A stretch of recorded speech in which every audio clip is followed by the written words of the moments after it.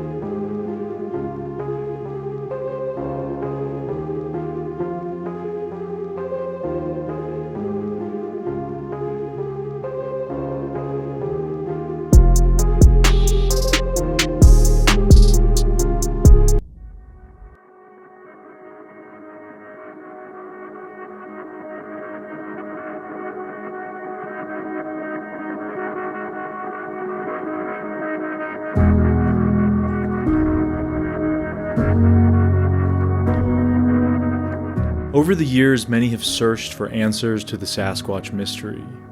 Plenty of people have come and gone during this pursuit, as have tactics, ideas, and technology.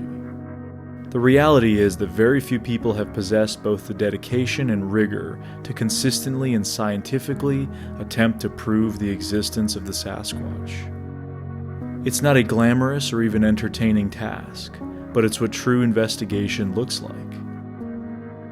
A few of those rare and passionate individuals are currently pursuing what I can only describe as a one-of-a-kind thermal camera study in the Cascade Mountains of Washington State.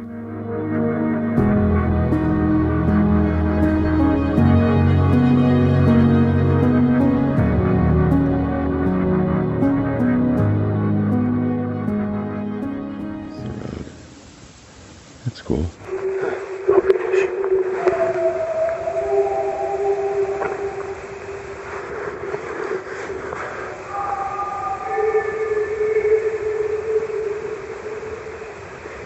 That was not an owl.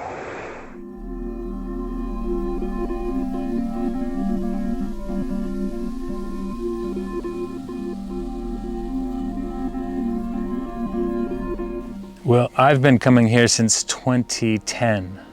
It's 15 years now. And I've had numerous encounters. Never any sightings, but all kinds of vocal and audio encounters. And we found a few tracks as well, but this camp right behind us is one of the most popular camps where activity happens.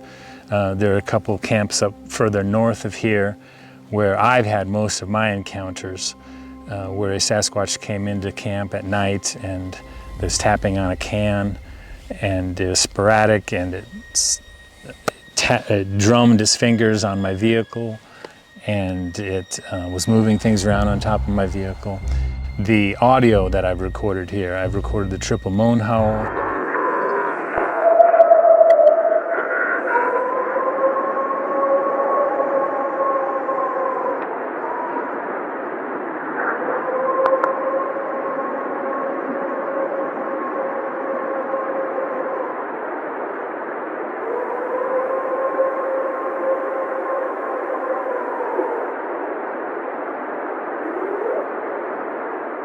And the ah-ee singing vocalization.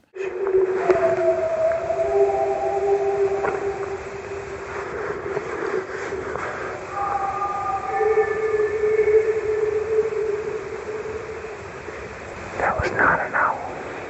It was quite phenomenal. In 2015, we came out to this location based on some of the stuff he had shared with me, and we had an encounter on the first night I'd ever been in the location.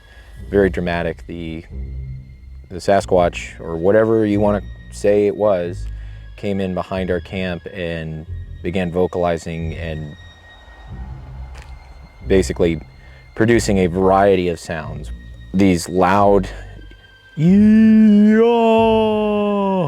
vocals, and it was speaking like what we would use the term, it for all that we can tell, words. It was saying something. It was articulated. It was framed. At each assigned sound had a meaning. It changed its emotional inflection From aggressive Yes. and sad and angry to disappointed. Yeah, very frustrated, angry to then frustrated, disappointed. That's the best way to describe it. And the sounds went on for 10 minutes right behind my tent. It approached from what initially was like 45 yards to less than 35 feet from my tent.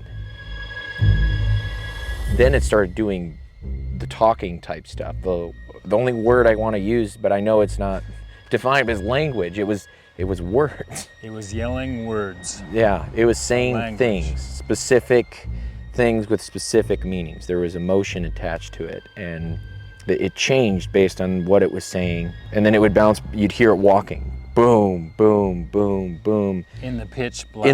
No lights.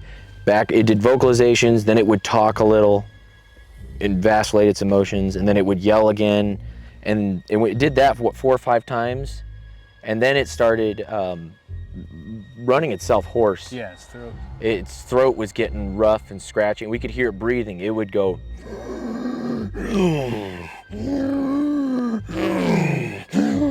And it would get all work. It would work itself up. To the point where one time it cleared its throat and spit. It coughed, and then it and spit on the ground. We actually heard spit fly, which was insane. That's how close this thing was, 30, 35 feet behind the vine maple. So we got out of our tents after this thing left, away from us, downhill back into the after ravine. 10 minutes, and it stomped off down toward another area at lower elevation. And then I called out, after things had calmed down, was quiet, I called out of my tent, "Nathan?" And I was like, And he responded, "Yeah." And I said, "Please tell me you heard that." And he said, "Oh yeah." "Oh yeah." The scariest part wasn't when it was yelling. The scariest part was when it was quiet, because then I didn't know where it was. Yeah. When it was vocalizing, that wasn't fun, but at least I knew where it was, which was not near me. But when it went quiet, then your brain goes, okay, next sound I'm gonna hear is right next to my tent. It made it creepier, the fact that it could just go perfectly silent. It's like a controlled thing it could do. It was just nuts. One of the things we joked about later is that it had probably seen others of its kind, or itself had done this and run people out of camp, but we didn't budge. And I always joke that we kind of damaged his self-confidence. Yeah.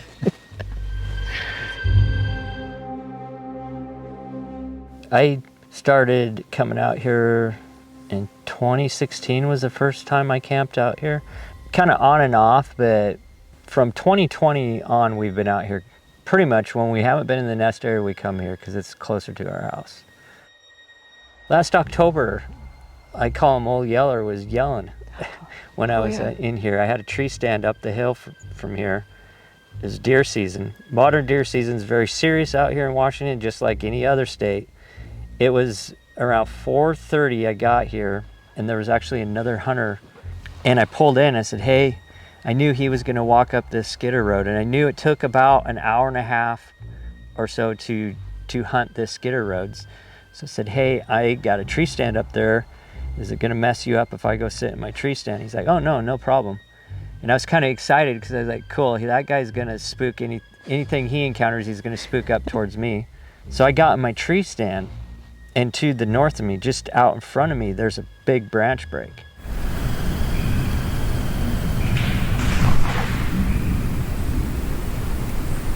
Now my first thought, because I'm in hunting mode, is, oh, bear, because I filled my bear tag up here in the same spot, and I'm thinking I might be able to fill my other bear tag.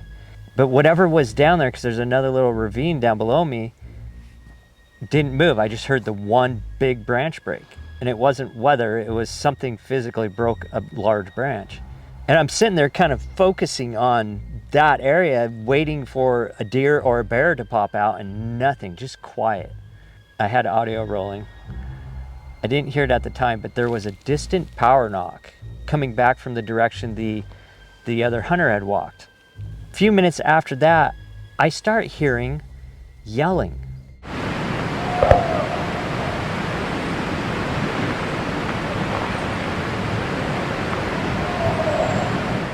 And I'm thinking, who the heck is yelling? I mean, no one in their right mind in the middle of modern deer season is going to be yelling out here. And where it was coming from is like it's not like it was where people camp or people are driving around. It's from deep in the ravine where the animals come from.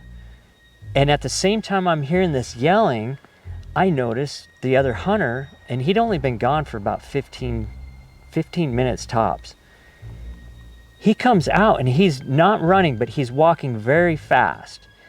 And he gets to the gate and I see him stop and he's doing this, looking between the trees. And I know he's looking for me up on the hill. He didn't see me. And then he just jumps in his rig and drives off. And I'm thinking, it's not clicking yet. I'm thinking, what the heck is going on? And it went quiet. Whoever was yelling, stopped yelling. And a few minutes later, all of a sudden there was branch movement behind me. And so I'm thinking, oh, that guy might have spooked up something. So I'm still got it in my mind, I'm gonna shoot this big buck that I've seen on my game camera up here multiple times.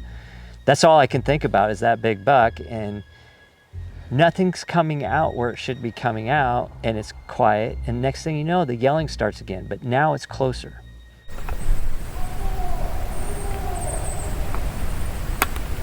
I'm like, what is that guy doing?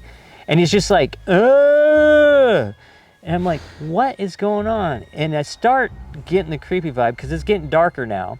I'm starting to think, is that really a hunter? And about that time, there's another big branch break out in front of me.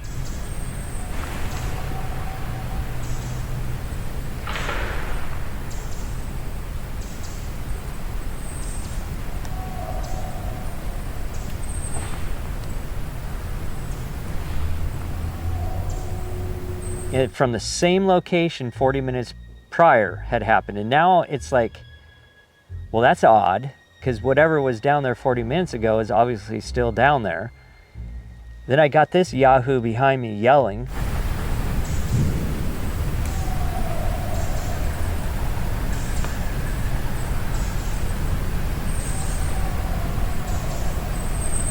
And then it starts clicking, well, maybe this is not human related. And a few minutes go by and a tree comes down.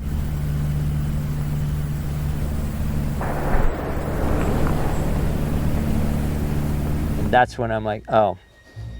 I got out of the tree stand and I walked back to the rig and I left. Pretty sure that was, I call him Old Yeller. He's been known to vocalize like that before up here. Nathaniel and Kirk have heard him. Multiple people have heard him and recorded these just yelling. That's the oddest, strangest thing I've had happen up here. The coolest thing, and that was last October. We do find tracks every so often, and Nathaniel's found a number of good tracks, and in 2022, he found it. It was just 2 tracks, but one was very castable, and it was a 15-incher, and I actually cast it. It's actually at Cliff's Museum right now. But what's interesting, last December, me and Rebekah found a track, 15-incher again, and then just recently in June, we found the 15-incher again. So that's exciting for me, because finding tracks out here is virtually impossible, and when we consistently find the same size.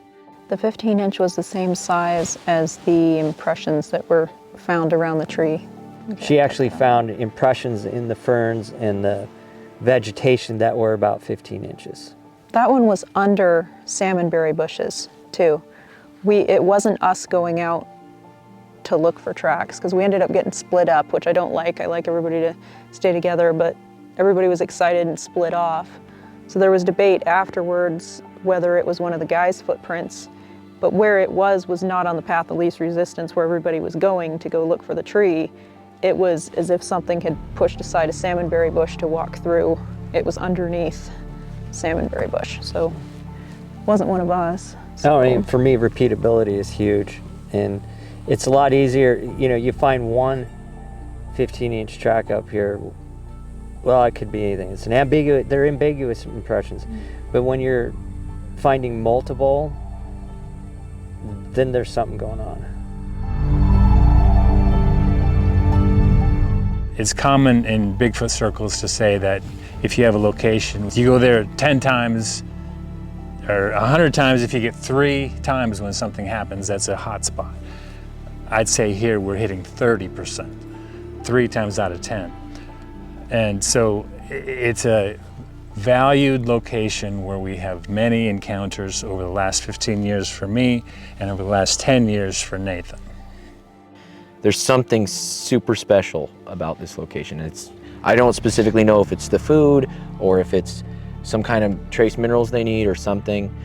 I mean, you couldn't ask for a better place. You have tons of food, tons of cover, escape routes in every direction, and it's wild, it's thick. You can't just go through, especially to the south of us. It's just insane. So it's a great habitat.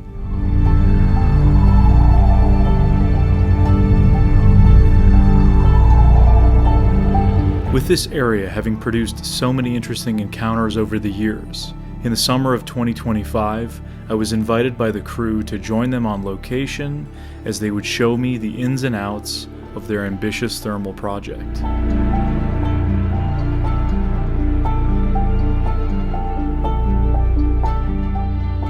We're going to service 3 of our thermal recording units, TRUs, TRUs, and we have to replace the battery every 2 weeks and the SD card. And this is a camp where we hadn't covered yet, and we decided to give it a shot because they're doing some logging west of us, and we thought that they could drive the animals this direction. And it's a bit of a hike. We've got 3 cameras in here. One's close, 2 are more remote. And this is what we do every 2 weeks.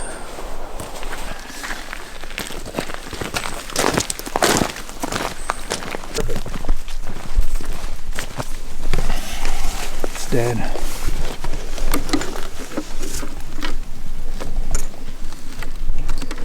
So you guys said every 2 weeks you got to service them, huh? Yeah, so the power, because we're running multiple systems that have to communicate to each other inside this unit, it consumes quite a bit of power.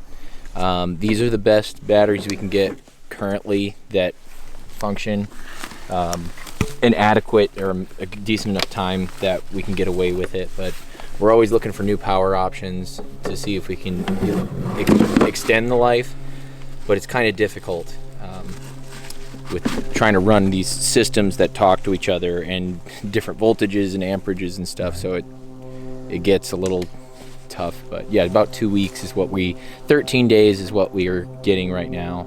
13 days. Yeah, and seems to be about the same even in the winter, so that's the other thing. These have high performance capabilities for the winter. Colder weather. Yeah. Yep, they can withstand it.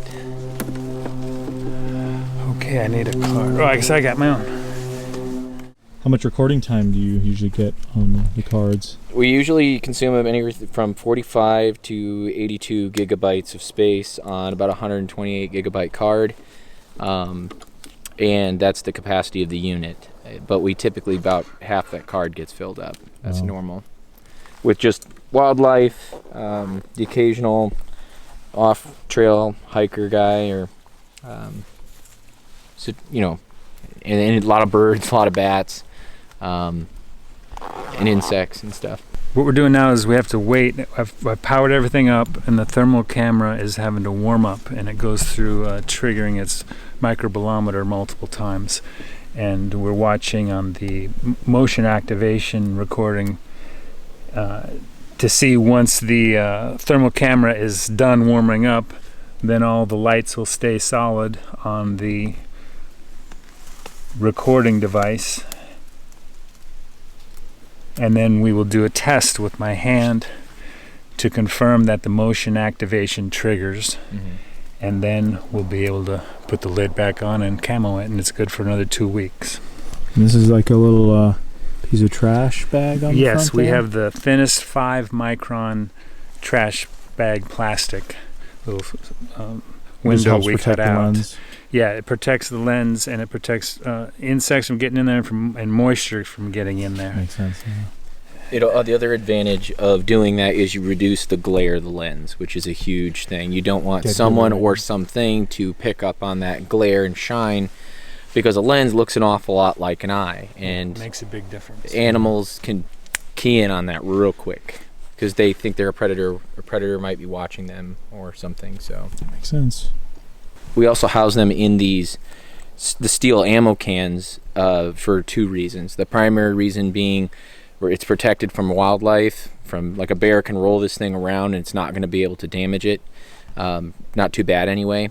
And the second reason is you're dampening the electrical magnetic field that electronics put off. You're reducing the EMF field that, if anything, can pick up on it, which there's a good degree of information out there that show that coyotes, alpha coyotes in packs, and some wolves and some other creatures, including tigers, for instance, can detect technology somehow, and it might be the EMF output. We just figured this was an additional step we could take to reduce the footprint and visibility of the system deployed in the field, make it much more passive and not noticeable. Yeah. And it's like your Faraday caging. Pretty much. That's exactly the situation. And it's really nice because we get animals on camera that if it was a trail camera or a static camera, they'd pick it out. They would just lock onto it.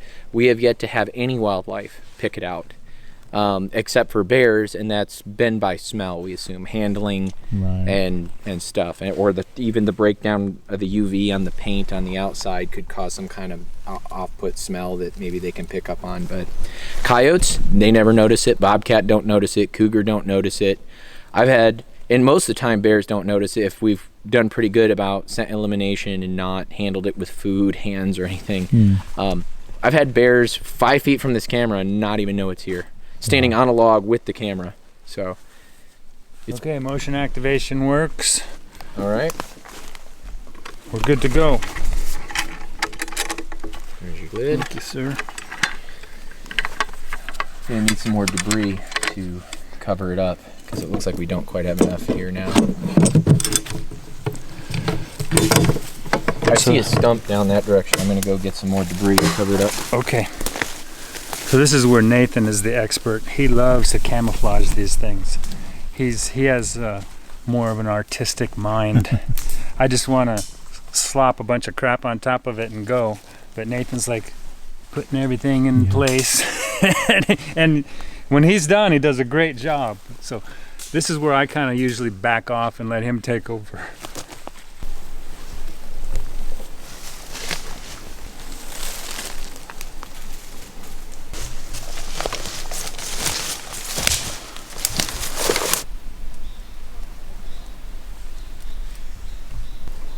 Try to go to your right when you come out.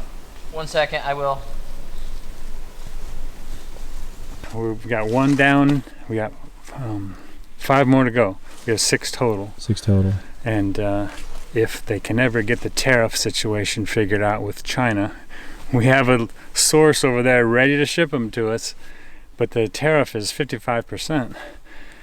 And so we're hoping they can get that settled at a lower rate so we don't have to pay as much. But once they do, we're going to try to order 10 more and have 15 total. 15? And yeah, that'll triple the workload. Yeah, but we're trying to get these things on thermal camera. Trying to triple the payout as well. Yeah, there you go. I like it. What we call it is the Sasquatch Surveillance Project. And we're using thermal technology and audio recording technology to monitor this area 24 hours a day. And it all started with our friend Bart Cutino. The project is a long-term thermal camera initiative. We're playing the long game here. Kirk, Brandenberg, and I, we've been research friends for almost 20 years, and we've talked at length about this over the years. We just didn't feel like we had, the time, resources, and frankly, general experience to pull it off. We ran summer expeditions. up in Washington State. We found, a crew of people with specialized skills, brought them into the group, and are executing from there. I was talking to him, and he had come across an opportunity to make an investment in a serious research project. And I was talking to him about, well, why don't you invest in a thermal project where we can hit the same area for a long period of time with thermal devices that run remotely for extended periods, like days, weeks. He said, well, there's nothing like that out there. And I said, well, we'll build it, we'll create it. And so Bart was interested, and so then I contacted Nathan and I said, hey, you're interested in joining this endeavor to create these devices and put this project together, and it's going to be a lot of work? And he said, sure, sign me up. Absolutely. And what's interesting is both of us on our own, Yes. through the years, we're developing, working with thermal technology. I had a FLIR HS324 handheld thermal camera that when you recorded with it on board, it was 160 by 120. But if you used the video out port, then it went to 360 by 240. It's native. I was using the video out port to record to an external video recording device to get the better image and longer duration. And then I would deploy that and run it overnight and over a couple nights.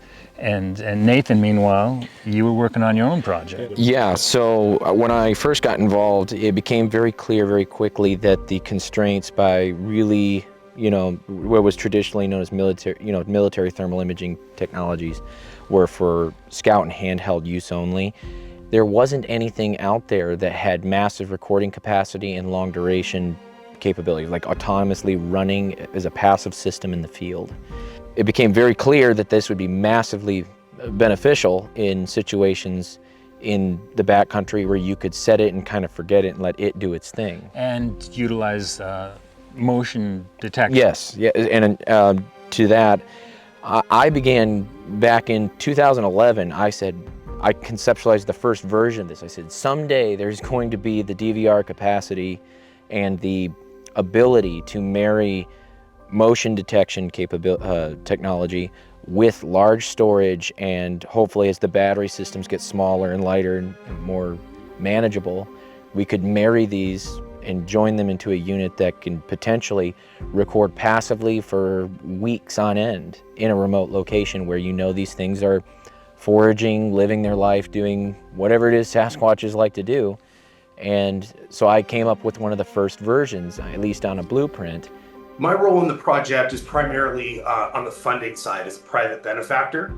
I do go and I join the guys up there in Washington State a few times a year, but they're typically the boots on the ground up there, and I'm in following up with them. Some of the guys we have, Nathaniel Bronis, for instance, just a tech genius. And what I like to say is uniting existing technology creatively. What he's done there is he's engineered pairing thermal imaging cores with motion detection DVR capability, and then doing that with high-powered batteries. And what we've done is we've put those in bear boxes, camouflaged, and then we have targeted wilderness areas, usually on the western edge of the Cascades. We're looking for there is predicted travel routes, history, obviously the habitat, seasonal logging and hunting pressure is definitely a factor as well, as is foliage. In the interest of transparency and education, we also share our YouTube Study Sasquatch channel, in which we do live video feeds of the field, educational tutorials, possible casting evidence, audio evidence, and thermal imaging of normal animals. So your regular Joe can kind of get a baseline of what you're looking at, so when we do have anomalies.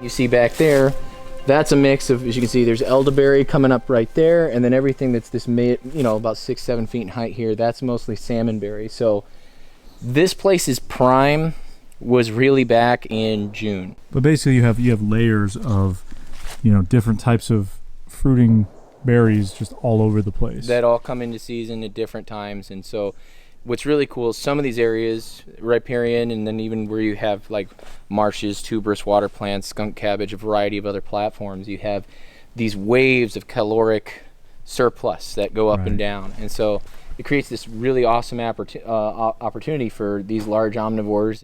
Not a pile of scat, it's slugs. Sorry to disappoint. They're really cool looking.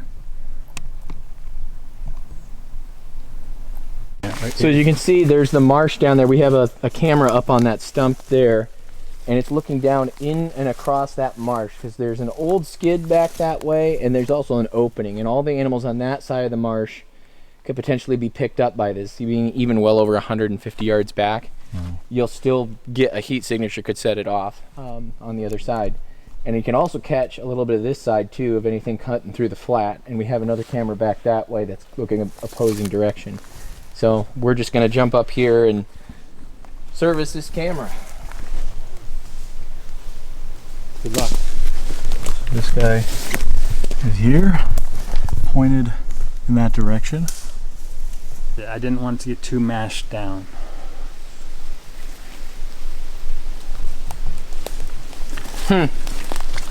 Got ants again. Oh. We don't know how they get in. So, I think those are watertight, right? Yeah. So look, ants inside.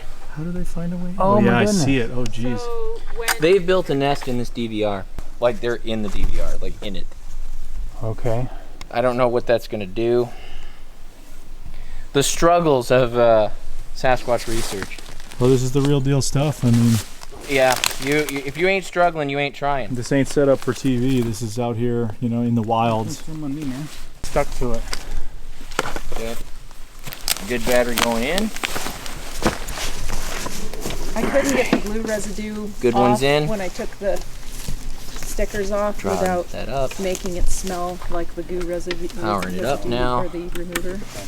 All right, she's powered up. Everything seems to be working. We're just going to let her warm up. And when she's warm and do the test and passes all the requirements to make sure it's working correctly. The reason we are trying to capture something in this area is because we've had vocalizations that have been recorded here. Back in 2012, we did 3 whoops, and then it was like a female opera singer responded with 3 whoops from the woods. It is the most perfectly executed whoops you ever heard, but I didn't get it recorded because I'd driven over my audio recorder the previous day. I had it on my tire and forgot. So we didn't get that recorded, but we know that they come down in here, and folks who have camped in here in the last 2-3 years have recorded wood knocks, rock clacking, and weird vocalizations. So this might not be the hottest location in this area where we are now, but they definitely do come through here, and because there's logging in other areas close by, we thought it would improve our odds here. Put a camera here too. Yeah, and so this is the first time we're servicing the cameras in this area. They've only been in here for 2 weeks, and this will be the first video review that we do in this area. When do you guys do the reviews? Do you typically do that in camp, or do you do it after you get home? We usually go home and do them at home. Some of us. Nathan, he has a hard time being patient. I was gonna say, I don't think I could wait that long. No, I bust out my little Type-C plug-in card reader, and I'll thumb around on my phone and just try to skim through some of them and get an idea of what we're looking at. Well, what he does is he cheats because the motion activation trigger starts recording as soon as something moves in the field of view. And so if it's a Sasquatch or any animal, it should be there in the first frame for that video. And so he goes and just looks at the first frame on every video. He doesn't go through the video. This is the marsh over here? Yeah, so this is the marsh, and the beaver have set up a little mini compound, if you will, down in here, and they've laid it out. There's a mini dam system in here, and it's just caused back flooding. And so this turned this whole area into a huge carpet of food. And the skid road used to continue on the other side. So that large hemlock growing out the top over there, there's a stump it's growing out of, and that's where our final camera is. And we have that angled back to cover the convergence point of the marsh where it elongates and runs out, and where this skid road cuts across. So that way anything that is moving through is going to get captured on camera, cutting across either direction. So it's like a big intersection. Right. So.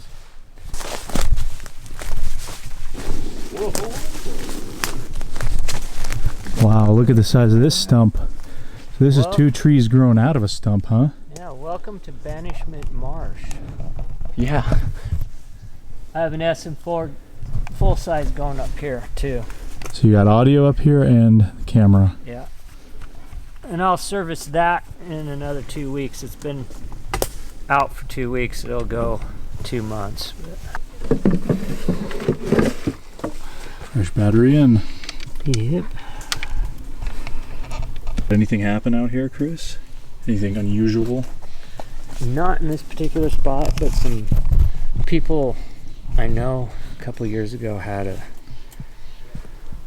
vocalizations and knocks go off. They camped down here. And so I've wanted to put audio in this marsh forever, and when we decided to move the trees here, it's like, well, let's put the SM4 up here. So you got it again. You have a double coverage here. You got camera, but you're also running audio simultaneously. And we've tried to do that, have audio in the areas we got the cameras. So I mean, it makes sense. If you do get something, you at least have 2 pieces of data for the same incident. Exactly. Only helps to corroborate the incident. Okay, let's see if this works. And we're good to go. For those unfamiliar with Chris's previous body of audio-related work, he has recorded thousands of hours of long-term audio in various parts of Washington, including as part of the Olympic Project at the so-called nest site on the Olympic Peninsula. I had a solid sampling of the nest area. We're year-round, multiple recorders. Got a very interesting picture of what the animals are doing up there. Well, now I want to compare that to what other groups might be doing elsewhere. And since I'd been recording here already, off and on, not consistently, I was like, I need to do a consistent recording. I need to do what I did in the nest area here. And so I actually started that last year. I've done over a year now. I started that I started April of 2024.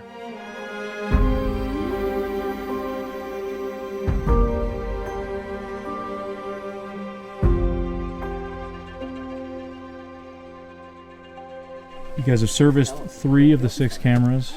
Yes, we had 3 at a marshy area to the southeast, and now we have 3 up in this, what we call the North Quarry area. And the North Quarry has a long history of encounters ever since I hosted a BFRO expedition here in 2012. 2012 we had an expedition here, and there's a lot that happened during that expedition, but then over the years more stuff has happened. This is where the Tapper event happened. This is where Johnny Braun saw one walking on the upper level. This is where I was close to where I was with Doug when we had one tapping back and forth to us. It was in the woods tapping on a stump, and we were out on the road, on the logging road. And other people had experiences here where they saw 3 sets of eye glow up on the upper level where Johnny Braun saw his, and they were going waving back and forth. Cool. And I heard there was also a story of somebody having their camper shaken here. Oh yeah, they were camped right here. Right in this, literally in this spot? Yep, literally in this spot. Wow. That was Shane and Dave, and I was up there. That was during the 2012 expedition. And they all of a sudden my radio cackled, and they said, Kirk, come down here with your thermal. Hardly anybody had thermal cameras back then, so they wanted me to come with my thermal camera and scan around. They had their truck and then their camper right here. And it was one of those pop-up campers with the fabric top, and then you sleep on the ends, and then they had a heater next to the door, and something was pushing in on the canvas right by that heater, and they could see the outprint of a hand, and they both saw it and like, what is doing that? And then it regressed, and then Shane was on this end, on the end of the trailer in the sleeping area, looking up at the canvas over his head, and all of a sudden something started pushing it down. And in order to do that, to push down from up above, and to be able to move that tight stretched canvas as much as it moved, a raccoon could not have done it, not nearly heavy enough. It had to be something with strength and force and tall to be able to reach that high, because it's up here, the top of the trailer, and then it was pushing down. To try to recreate it, we had to get a ladder and have somebody stand on the ladder to push down. And Shane was inside. He said, yeah, that's what it was. And it was all our effort to push it down. Okay. And so what animal does that? I don't know. And so we've had a history of good activity here, and that's why we have the trues located here, because we think they move through. We believe this whole plateau that we're on has a circuit where they come through, and this is at the upper end of the circuit before they continue heading north. We think they come up this creek.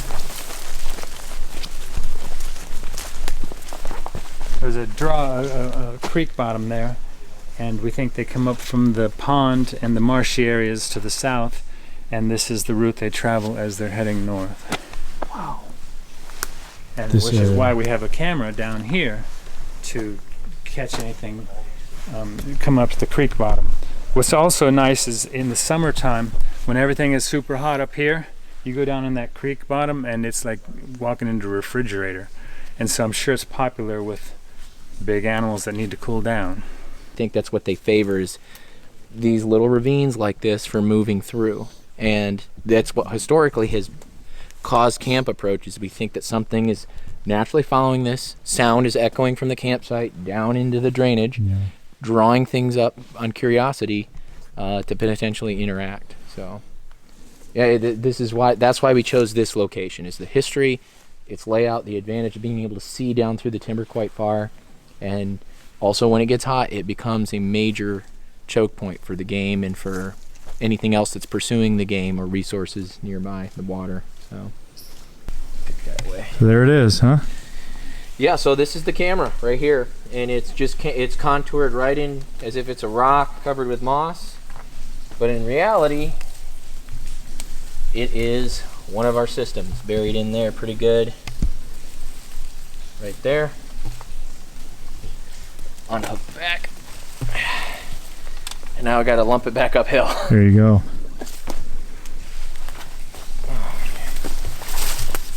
All told, they weigh about 25 pounds.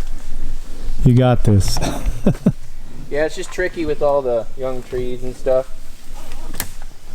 So thermal imaging itself is superior to all these other technologies, whether it be high generation night vision, daylight camera systems, or anything you can imagine, because this thing eliminates the guesswork as to what is the animal, what is shadow, the limitations of the infrared illumination, distance or exposure blowout in the foreground messing with your ability to see something in the background.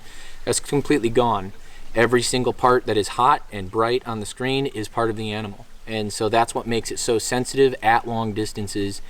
And this is the future of what wildlife researchers are going to be using to detect and catalog and highlight in data compilations of what large mammals are in a region. This is the next step in survey work. So we're really excited to bring this tool out and present it to the people and to researchers trying to get serious and document stuff going on. And this system can be used in a setup just like this, or it can be used in a remote cabin application where you have power or something like that, and you could run it indefinitely. And it's motion triggered, so your clips are going to be completely consolidated to live animals for the most part. So that's what goes into making the True system. And we're building a Gen 2 of it called the True V2. And that system will be superior in resolution and have a better rated. The sensor can make more differentiation from the background. Say in a rain event like this where the timber's all cold, everything's going to be what they call grayed out. The higher the millikelvin, or the lower the number on the millikelvin sensor, the more detail you get. So we're expanding even off of this basic design to make something even more efficient and better on power, better resolution, better contrast in the image. So yeah, that's what a True is and what they're for. So we just heard a tree just come down, of course, right as we're cameras are off. Just came down right over there, and my battery's dying. But I mean, it just sounded like just a tree coming down, huh? Yeah, it just went. It didn't sound manipulated to me. It just sounded like it came down. I mean, I got my thermal in my backpack. I could just scan over there real quick. Well, it's around the hill. It's not down. It was around the hill. The thing is, it's been raining. Yeah, so it's probably just heavy stuff. All this stuff has been so dry, and we just got all this rain in what, a day? So if anything, it could have just been gravel. Right. When was the last time you guys got rain before this? It's been a while. A couple months. Wow. And It's June, been it so wasn't even dry. that heavy.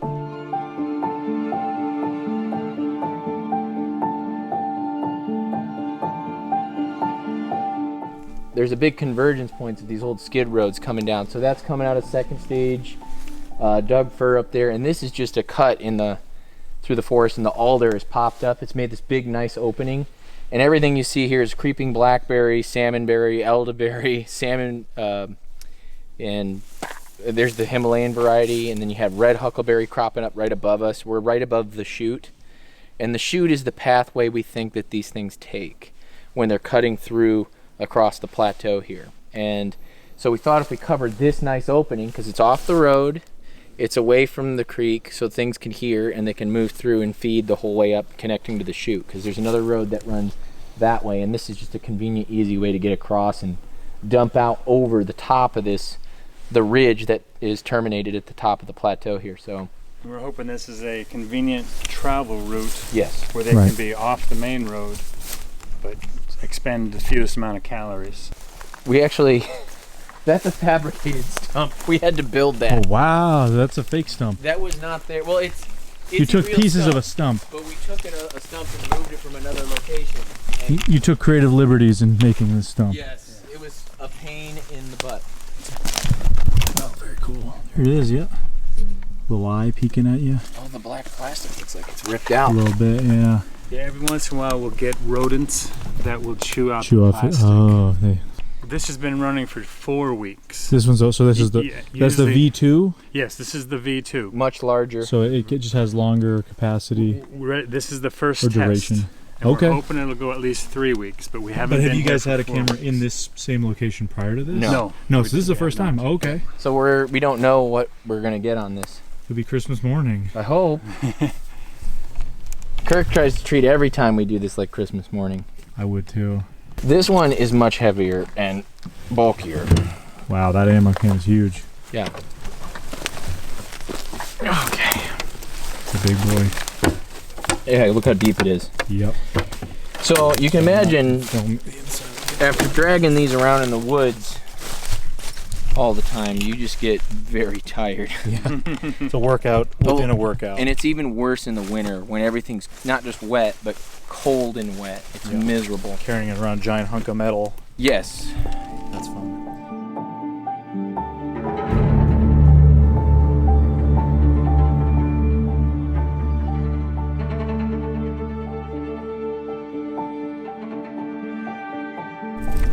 So this is the 6th and final camera, correct? Right. Nathan, I need an SD. I got one. This is the last one that needs to be serviced, and Yes, this is the 6th one of the 6 we're servicing today, and then we get to distribute the 6 cards. so everyone gets a card and get to see what they get, huh? Yeah. Kind of a lottery system. Sometimes we have just put them in a pile and you pick. You don't know which one. Yeah, you get. that's cool. Sometimes people want a certain camera. And they Right, have right, an right. attachment to that spot. So then they get to review that one. Yeah, sometimes if someone gets like the bad draw, like the camera that had nothing on it, the next time we let them pick a card. Yeah, they get to pick their one. Full. Or the one that has thousands and thousands of sun-blown vegetation shots. Yeah. Yeah, sometimes the leaves wiggle.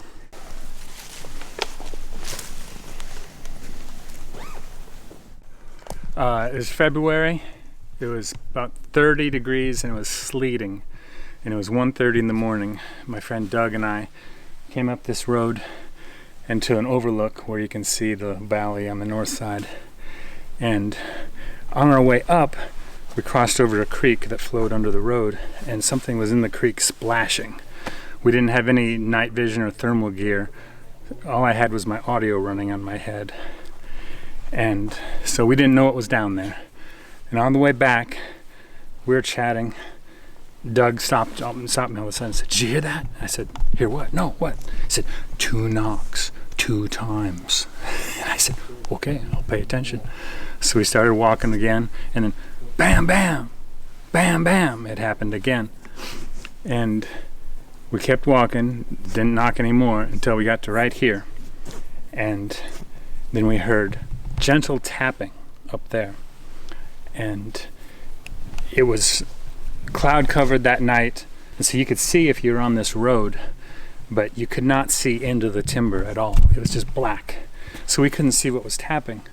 And so Doug took his knuckles on the back of the radio and went bam, bam, bam. And on the whatever was in there, tap, tap, tap. And then Doug did twice. And then it did twice. So it was matching us. So Doug and I were just standing here and trying to figure out what it could be. And next thing I know, we could hear it moving around in there as well, heavy steps. But then it started walking toward me. It's boom, boom, boom, boom, big heavy steps, walking right toward me. And I'd been standing like this, trying to be non-threatening, but it was coming right for me. And I was convinced that I was going to see a Sasquatch walk out of that dark shadow, and then he was going to rip me in pieces. I was scared. I'm standing here like, ah! And I'm like, I turned to Doug, and Doug's not there. "Doug, where'd you go?" And then he yells at me from up there, and he goes, "I'm up here, Kirk." And I said, "Yeah, that's a problem, Doug. The Sasquatch is like right in front of me." And he goes, I'll never forget this. It's so funny. He yells back to me, "Yeah, I know. It was heading right for you, 'cause I can triangulate the sound from up here." And I'm like, "Thanks, Doug. That's really helping me a lot." And so I would like you to come back, Doug. And he said, "Well, I've got a problem." And apparently he had dropped the radio, and it broke into pieces, and he couldn't find the back. And so while I'm having the Sasquatch encounter, Doug's up there on the ground trying to find with his headlamp on the parts of the radio. And he's like, "I dropped your radio." I said, "I really don't care about the radio, Doug. Could you please come back?" And so I got tired of standing here right in front of whatever was there. And so I went up to Doug and I said, "Doug, what are you doing? Did I mention the fact that we have a Sasquatch right down the road?" And he said, "Yeah, but I can't find this part of your radio." I said, "Doug, we'll come back for that." And so anyway, we did find it. We got the radio part, and then we came back down here and everything was done. I don't know where the Sasquatch went, and I don't know what else it could have been but a Sasquatch. It's tapping back and forth to us. It had done the knocks on the road. And then boom, boom, boom, boom, boom, bipedal steps right toward me. When it started tapping, it was probably 40, maybe 50 feet back there. But then when it started stomping toward me, it must have gotten within 15 feet of me. The reason we didn't light it up is because Doug was always very adamant about no lights, because he's had many successful encounters not using any light, because a lot of people think that if we're using white light in particular, that the Sasquatches try to avoid that. Not to mention the fact that I didn't want to annoy it by lighting it up. That's a debatable point. A lot of people will say, "It's worth it if you want to see it, light that thing up." But on the other hand, well, we want multiple encounters over a longer period of time, and I don't want to make it upset with me by lighting it up this close. And so, quite honest, I can't remember if we even had headlamps, but we were doing the whole walk lights free, no lights. Also, it's easy to say, you know, from your desk, oh, you should have put a flashlight on it. But in the moment, you know, you have a big animal coming towards you. You don't know what it's capable of. I just didn't want to die. It was walking right toward me. Yeah. That was quite an experience. So that's why we have the true up here, because we know from that experience that they frequent this area. Or at least that one time they were definitely here. Right. Or one of them. Thanks for sharing.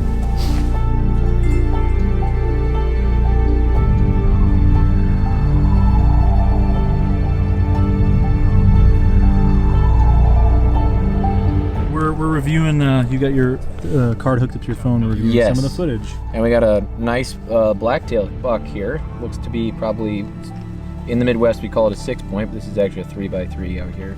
Now, we are now reviewing on a laptop, right? Instead of the phone, so hopefully this will look better.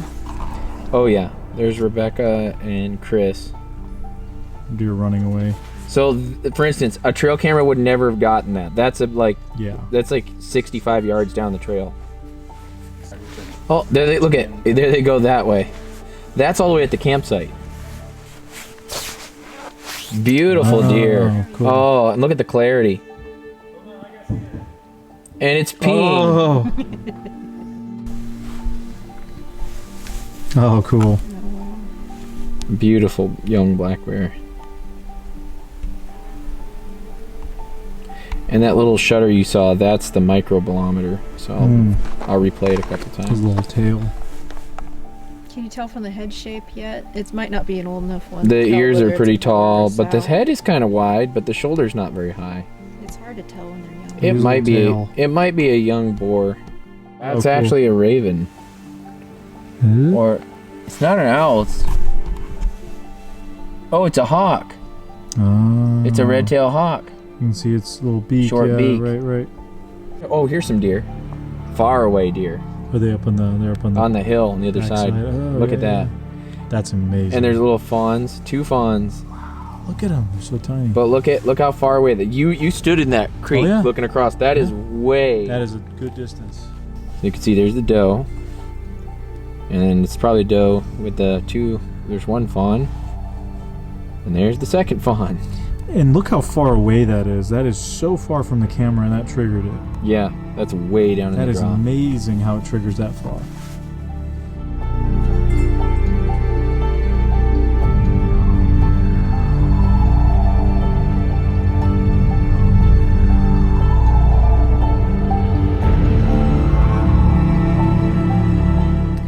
A lot of different things have happened here at this one. We've had recently, there was a sighting. Someone saw one that direction. Saw it walking kind of sideways and turn around and go down, drop down below the hill. Wow. We've had things come in from the high ground that way. We've had a instance where something came in. There was a stomping sound and a snag fell over. The next day we found a impression in a log that was around 15 inches or so, and the snag on the ground.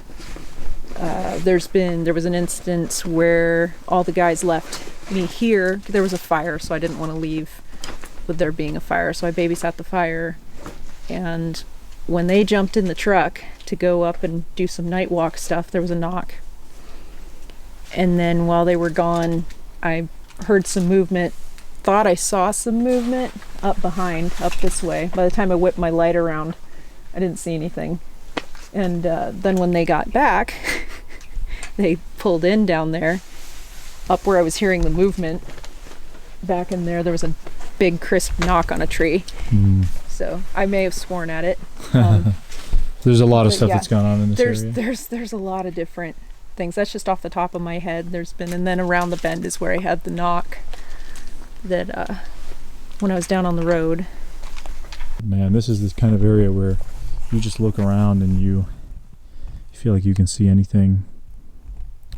Stump squatches, things that look interesting, and it's really eerily quiet. It is definitely spooky quiet out here.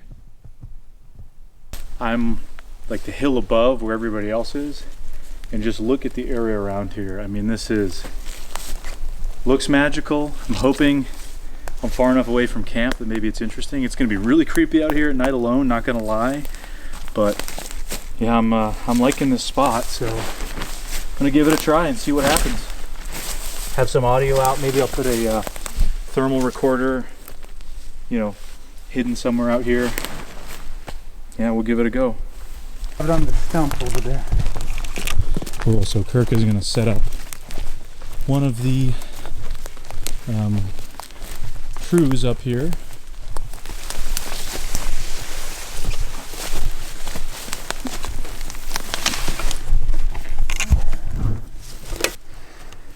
So again, here's where the camera is going to be, and it's basically pointing that way. So you got my tent right there. Hopefully we get something good. Okay, you got a big job tonight. Yep. We got a little fake fire going on. Fire ban. When you got a fire ban and you want the vibes, Yep. get this stuff. Kind of a multi-thermal setup here. Yeah.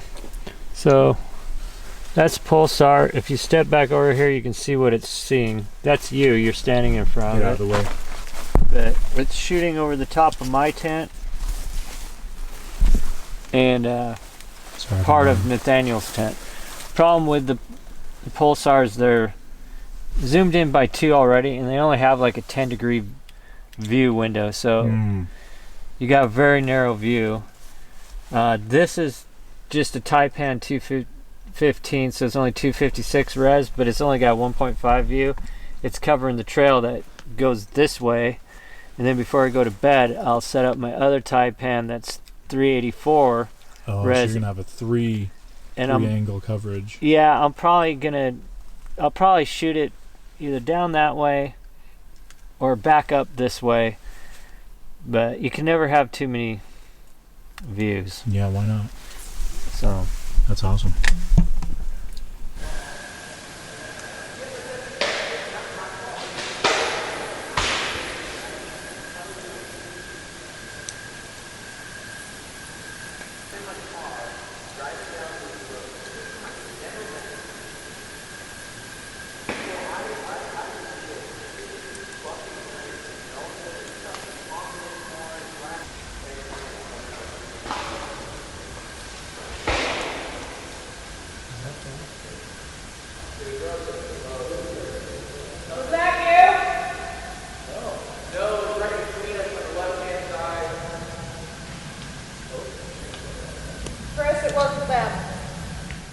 There's nothing out here though.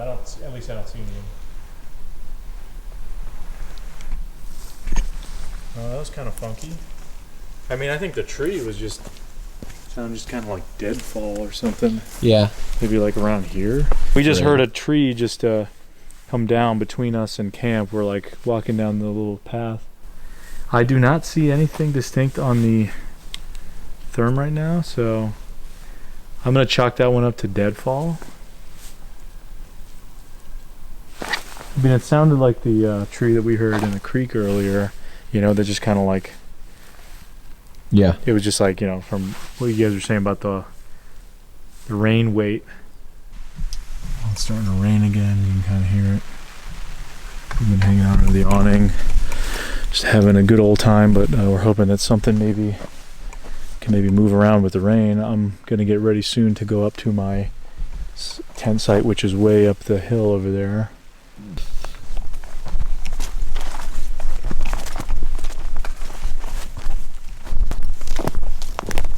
I'm praying it's not too wet in here. Check the outside. It seems okay.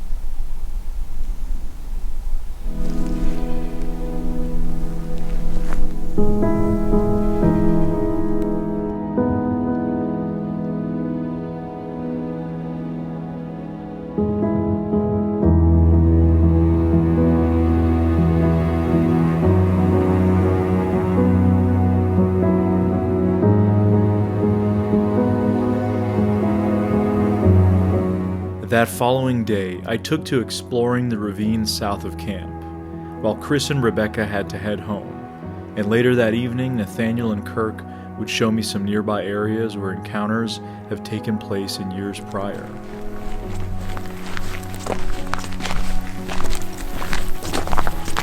It seems like most of the time, if something's going to happen, it's going to happen within 2 Within minutes. 2 minutes. It just seems to be that. We've had times where we've done stuff, nothing happened for like 10 minutes, and then something approached and Yeah. made a bunch. But typically, it seems like if something either wants to reply, it does so pretty quick. And then it'll do its thing. Whenever it feels like it, pretty much. But a lot of the time when we get responses, it's within 2 minutes. With vocals, we've had a few times where it was super delayed, like we did stuff and something actually came in over a period of time and then like crept up over like an hour and then did something.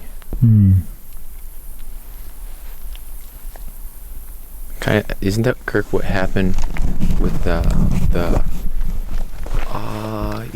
didn't you guys end up doing something earlier and then it came in and did the tree pushover stuff and then vocalized? Yeah. The group of people who were hearing whoops, heavy movement, and the tree got pushed over. And then Kip and I showed up at the parking area and radioed in that we were going to come join them. And they responded saying, "No, stand down, stand down. We've got trees getting pushed over, all kinds of crazy activity." So Kip and I stayed out at the parking area. And then it was shortly, like about 5 minutes after that, we started walking on this road. And that's when the AE vocalization happened.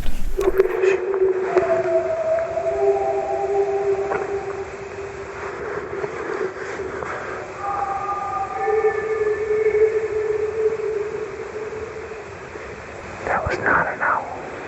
Was there anything they had done to kick that off? Because I wasn't present for that particular event. Did they do any vocals or knocks or anything? No. So they just went and basically set up camp and loudly chatted and hung out. And I don't think Rebekah even did her yodel. Not that night. The whoops just naturally occurred on their own, and then the AE kind of just occurred all naturally then? Right. Just from group stimuli? Kip and I were on the periphery, and I think they were moving up from the south, encountered the folks at Hilltop, and then after they'd messed with them a little bit, they proceeded to the north, and I think the AE was a gathering call. Yeah, let's go. Yeah. And Kip and I just happened to be close to it. I don't think they knew that Kip and I were there. Do you think, you don't think it knew you were there at all? No. And then there are a couple Native Americans who have explained to us that in their native tongue, AE means come here. That's interesting. So if it matches the Sasquatch language, it could be, that's why I think it was a rallying cry. Okay, everybody, let's stop messing with these people and let's go on about our business. Yeah, interesting. I'd heard you say that before, but I've never, I don't know, for some reason, just never connected that could have been what that call was. Right. All of the approaches we've had in this location have been coming up from there or coming in from there and skirting us. And the approach to my tent was right there, back in there, but by those ferns. And whatever it was came up from behind the hill and up in between these two hemlock or Doug trees. I can't remember which one they are, but it came up there, and that's where it paced about a 20-foot gap, vocalizing, talking, and coughing, and throwing a fit. And after that 10-minute sequence basically ended, it dropped back down toward the homestead, and actually we had two members of our group camp down there, and they captured audio of it busting off through the brush to get back to the creek. So the creek is definitely the thoroughfare. We've also found tracks, the tracks that they come up the creek and follow the creek through the area. And then down there also, Kirk in the past camped near the homestead, and they had power knocks coming from deep down in the ravine. So, yeah, it's a fantastic area. It's like the perfect place. It's just, this area is getting heavily logged, and every time this has happened further north, this is the furthest south this logging's occurred in a long time, down toward the ravine. So, but when it's happened in the past, the logging has completely stopped activity for anywhere from 3 to 5 years in those locations. And so now it's our guess, based on the history, that this area is going to fall completely silent here very soon. Oh, man. Yeah, and that's why it's important to take what we've learned and be able to map it onto other locations and go try to get proximity to Sasquatches in other places and hopefully encounter them using all information we've learned about how they behave and apply it there. And hopefully those Sasquatches are not educated to the human behaviors that we've exhibited in the past, and it gives us an opportunity to catch that group, and if they slip up, we can capture them on the thermals and the acoustic units that run in our absence. We've never been here to play woods and wild men. Our foot is on the gas. We're not getting any younger. Our goal is to get definitive images of a Sasquatch in its natural environment and everything that would come along with that. And what I mean by that is, if you get damning good footage and the subject loaders a little bit, we may have an eDNA possibility there as well. So it kind of compounds the opportunities, but, and we'd also like to get that shot as the world is getting more complicated with AI. It's getting very difficult to discern, especially from the public's point of view of what they're really looking at, if it's legitimate or not. I know people in this subject, and they literally will be like, who do you think has the best thermal footage? Or who do you think has the best film footage? Or what do you think is the best audio? If that's why you're in this subject, you're in it for the wrong reasons, because none of that matters. What matters is actually collecting data and figuring out what these animals are doing. It's not about who's got the best data. It's about how much data we can all collect and move the subject forward and get mainstream science involved. That's what it's about. And I want people to know that. That's what we're about. It's not always the exciting, ooh, there's something out there. It's the audio reviews and the diligent work behind the scenes. We love doing what we do. I'm obviously obsessed with the subject. But what we're doing is actual work. I mean, we're not coming out here having social events. We're constantly learning out here. We don't know everything, but that's the point. That's why we're out here. I would like for kids to be able to be interested in it too. I want kids growing up in this highly technical, screen-based world to be able to have some wonder in the outdoors and be able to go out and find that beauty in nature and maybe get into a field where they can study this someday. I just think that would be great. We've met kids before that have happened to have seen us on Small Town Monsters, and it's just mind-blowing because it's like, there's like little kids coming up, and it's exciting because I want other kids to have that same love. So yeah.